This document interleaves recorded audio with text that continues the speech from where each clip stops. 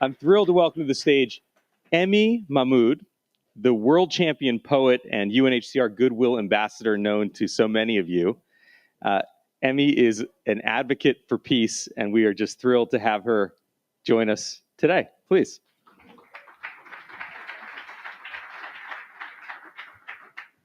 Such a great pleasure to have you here. Thank you so much for having me. So you heard some of that. I know you've been running around New York City, but we're thrilled we got you here today. You know, we're having in some ways a very technical conversation about development finance, but at the root of this is people and peace. And I wondered what your thoughts are about the themes that we're here to talk about today.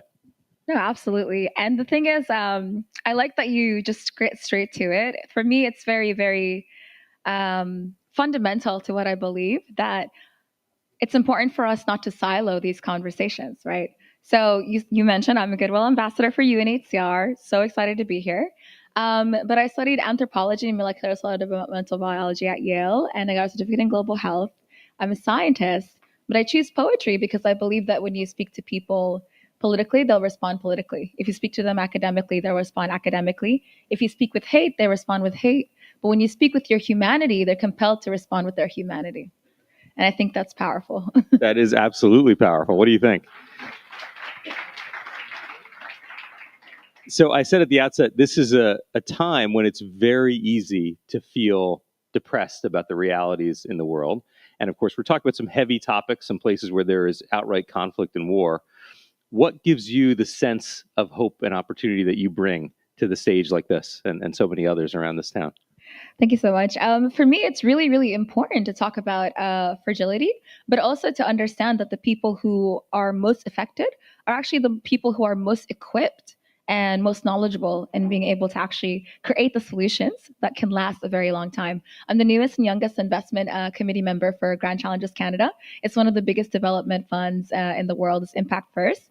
And when I'm there, I get to drive solutions that actually create ownership in our communities. So the reason that I'm saying that this gives me hope, or it makes me feel like we can create hope in conflict, is that in these, it's actually, that's the name of one of our portfolios, is that when I tell you that I'm from Darfur, or I'm from Sudan, or that I'm a former refugee, or that I work in some of the most harrowing contexts of our time, it tends to make people feel sad, right?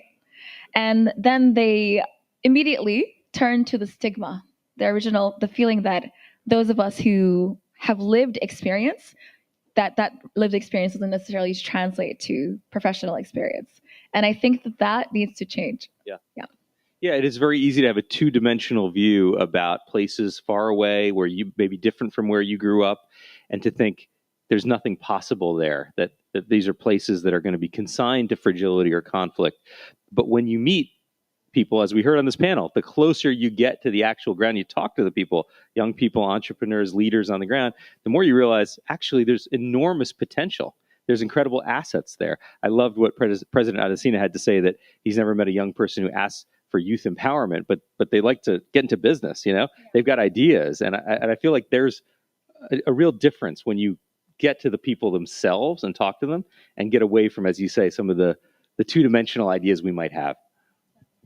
I love that. And the thing is, late Commissioner Ogata once said, and it's my favorite quote, so I say it all the time, that there are no humanitarian solutions to humanitarian problems. When people hear this, they believe that it means there's no solutions at all, right? But what she meant is that there are political solutions, there are state solutions, there are business solutions, there are investment solutions. There are no humanitarian solutions to humanitarian problems, because humanitarian problems aren't caused by our humanity, but they can be solved by our humanity. And I think that that's why those of us who are on the ground and have been on the ground for so long, like I started as a grassroots activist. I was a public speaker when I was 10 and have been fundraising since then, right? Naturally, when you're on the ground trying to solve these issues, you have to be a policy strategist. You have to be an entrepreneur. You have to be an investor, investing whatever it is that you have in those moments. And you make a little bit go a very long way.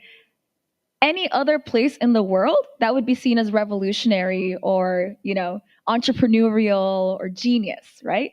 But on the continent, because of the stigma, and in refugee communities, because of the stigma and the misunderstanding about our humanity and our intelligence and our ability to actually create the changes, It's just seen as, oh, it's so sad that they have to do that. Change the narrative and then put the investments in those spaces. That's what I'm trying to do now, because I'm starting an impact fund myself. I'm like, well, if they're not going to do it, we'll do it ourselves. Yeah. That's the right attitude. And I love that the current High Commissioner, Filippo Grandi, really said that humanitarianism on its own is not the solution, exactly. Right? It's necessary. You have to save people. It's the mission, but it's not the solution, as you say. And that does require a new way of thinking, I hope we brought to this stage in this event today as we move on to having a cocktail and gathering with our friends and collaborators here, to think that, yes, here in the world today, if you open any newspaper, it doesn't look good, but go talk to somebody doing the work. And that's really a lot of our community at Devex, and you will walk away with a different feeling. That's beautiful.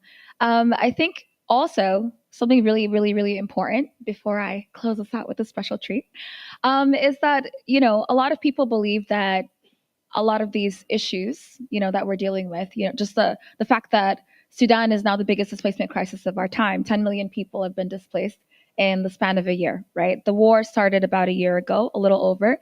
I've lost 14 family members since then. But I can sit here and talk to you with hope and inspiration because I feel that, we're at the precipice of possible change. And I think that in these moments where you're seeing all of this chaos and all of these shifts, it's actually the perfect time to double down on the beliefs that we need to solve these issues. These are not catastrophes or crises or things that just happen. These are things that are man-made, right? So even the famine in Sudan is man-made. But beyond the famine in Sudan being man-made, the gender gap and the digital divide are man-made, and so many other business issues like inequality and food deserts and health crises, they're all man-made. And I think that they can be solved by our humanity because problems have solutions. And I think the most innovative person, the smartest and most, revolutionary mind is somebody on the ground, on the continent, a refugee, someone who is not only on the front line of crisis, but at the forefront of change. And we need to start talking about it that way. When people don't see these things coming to fruition, they don't necessarily feel the desire to actually support it. It's almost like sometimes because governments and institutions and such don't want to engage with risk, we have only our bodies to engage with risk. I think what I've seen is that you almost have to show them that it's possible for people to believe that it's possible. And that brings me to the last thing that I want to say. It's why when we started working on civilian peace, I don't know how many people know this, but I walked 1,000 kilometers across Sudan and mobilized thousands of people across the way ahead of the revolution. And then I worked on the peace agreement in 2020, and I've been working on civilian peace since then. What does peace have to do with all of it? Well, Filippo said it. We need to actually nip these problems in the bud, because the reality is if you don't solve crisis where it's at, you're going to be dealing with so much more displacement. Before the war, there were 2 million internally displaced people who have been displaced for 20 years. Ignoring the displaced people, ignoring my family, ignoring the issues that we've been facing, trying to brush things under the rug means that now we have 8 million internally displaced people. I'm upset, but I'm also proud to say that we were able to reach 12,000 people in 10 days with our peace initiative. Incredible. And have civilian recommendations for peace on the negotiation table. And we're going to try to reach tens of thousands or millions more to try and create civilian peace, because I think that the conversation around peace and solving these issues is about responsibility, asking people not only what you want for peace, but what will you do for peace. And that's really, really important. And that's the conversation that we have. And we need to set the precedent of understanding that people who are living it every day are the people who should be having these technical talks. It's not something that is above or beyond them. It's not something that they can't talk about. Yes, exactly. It's not something they can't talk about because there's famine. I can't tell you how many times I've heard even officials who've worked in the U.S. government before, and people who are experts in the space say, "Oh, with the famine and everything else going on in Sudan, or with refugees dealing with the crises that they're dealing with, they don't have time or they don't have the expertise to talk about peace, to talk about conflict resolution, to talk about change." But the reality is, we always say with refugees, not at refugees or for refugees, right? So help us with our peace initiative, help us with whatever else you want to help with, and, help us prove that it's important to invest in our communities. Well, you are inspiring us with both your words and your actions Thank tonight. you. Thank you so much. This is the Am I going to leave the stage? the poem. Yeah. It's hard to share because it actually frames the urgency of what we're dealing with. I know that we're all here talking about these things in these ways that make it more acceptable to speak about it, but the reality is that this is very urgent and it's happening in real time. Our people are out of time, and I think that with the minds in this room and the campaigns that we've started, the campaign that I run, Taharruk, it brings together SAPA and several other of the civilian-led organizations on the ground. That's about 9 million civilians that we can reach. So this is Sudan Baladi, and the reason I want to share this poem today is to remind everyone what's at stake here. When a startup fails or when an initiative fails, it's like, oh, it failed. It's part of the process. But these investments and these things, if they fail, it's life or death for us. And so that's why we need every single hand on deck.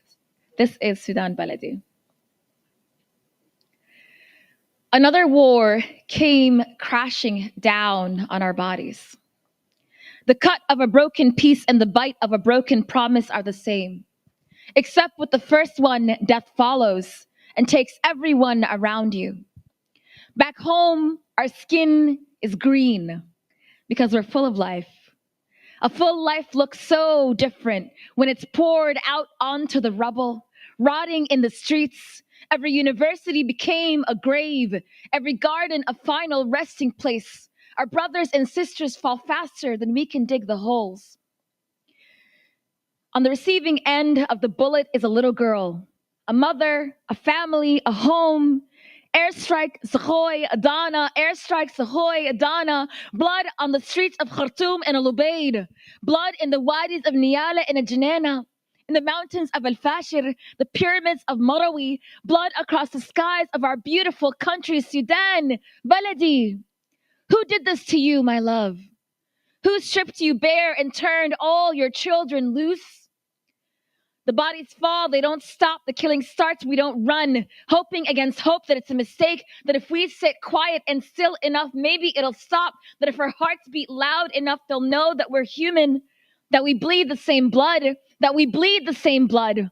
Who decides who lives or dies? My uncle Abdulaziz walked home from prayer. The bomb soared down from above and took him and 4 neighbors away from us. Sunrise saw my cousin Ammar on the way to college, my uncle Ibrahim arresting at home. Each found a bullet, each found an end. One on the first day, one on the second, another soon after. My uncle Ibrahim Ahmed lost his life when the hospital shuttered, became more dangerous than the disease that robbed him. I held my mother as we cried for her brother, for all of our people across Sudan. Our families broke fast together one night and planned burials together by morning. The next day comes and there's nowhere to run. My country falls to pieces and my people go missing one by one. Roads covered, rubble still bleeding, sent to the bottom of a crater, reduced to a footnote in a world said to be in crisis. First orphans, now refugees. For the first time, the second or the third home is burning. See the buildings falling. See the fire flashing. Hear the people evaporating before our eyes. The hospitals filled with the wounded and our lungs filled with ash. Then the hospitals shuttered and the borders too. And the headlines named our killers, but not us. And the world keeps moving. And the people whisper it's a mystery. And their names turn to memories in our mouths. Their names turn to memories in our mouths. A country without its people, a people robbed of time. How can I explain what it's like to sleep and not wake up, or to wake up and know that it happened again, and you're oceans away, crying, praying, pleading for our voices to be heard, dying for our lives, literally dying for our lives. In my country, wars have ended, but peace has never come. Who bought the bullets? Who pulled the trigger? Who sold the guns? Who decides who lives or dies? Who decides who lives or dies? Tell me how to make it stop. Tell me how to make it stop. Who will bring the peace? Who will stop the war? Sudan, Baladi, who did this to you, my love? My country, can you hear me? My country, can you hear me? Thank you, everyone. Oh, thank you.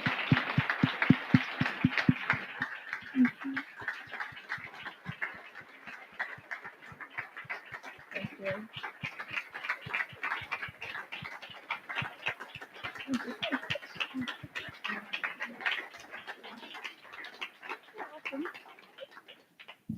Thank you so much, Mahmoud. Thank you so much, UNHCR. Thank you, African Development Bank. Thank you to all of you joining us online, all of you in the room. We have a reception in the back. Thanks again.